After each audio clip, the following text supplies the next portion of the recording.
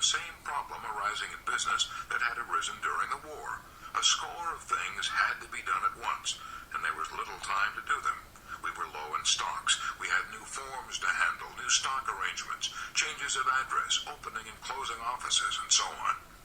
Instead of getting taut and nervous, I remembered what the doctor had told me: one grain of sand at a time, one task at a time. By repeating those words to myself over and over, I accomplished my tasks in a more efficient manner, and I did my work without the confused, jumbled feeling that had almost wrecked me on the battlefield.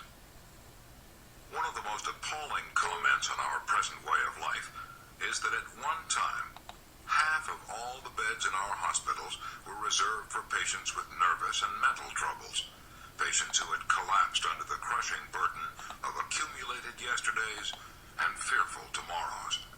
Yet a vast majority of those people could have avoided those hospitals, could have led happy, useful lives if they had only heeded the words of Jesus.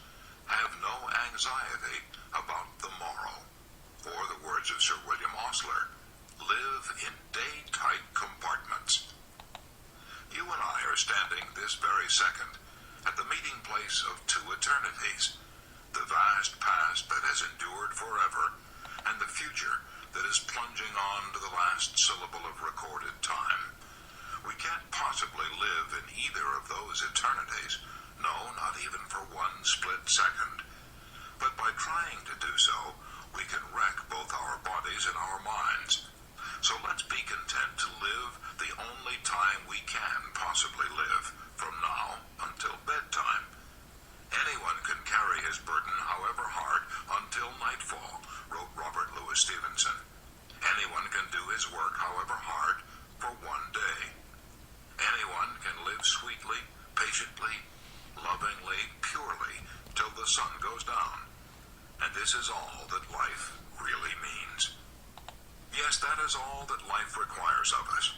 But Mrs. E.K. Shields of Saginaw, Michigan, was driven to despair, even to the brink of suicide, before she learned to live just till bedtime. In 1937, I lost my husband, Mrs. Shields said as she told me her story. I was very depressed and almost penniless. I wrote my former employer, Mr. Leon Roach of the Roach Fowler Company of Kansas City, and got my old job back. I had formerly made my living selling world books to rural and town school boards. I had sold my car 2 years previously when my husband became ill, but I managed to scrape together enough money to put a down payment on a used car and started out to sell books again.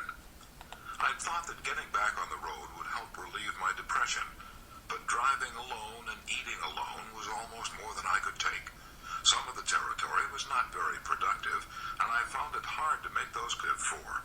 I dreaded getting up each morning and facing life. I was afraid of everything. Afraid I could not meet the car payments. Afraid I could not pay my room rent. Afraid I would not have enough to eat. Thoughts that my sister would be deeply grieved, and that I didn't have enough money to pay my funeral expenses. Then one day, I read an article that lifted me out of my despondence and gave me the courage to go on living. I shall never cease to be grateful for one inspiring sentence in that article. It said, "Every day, learn to forget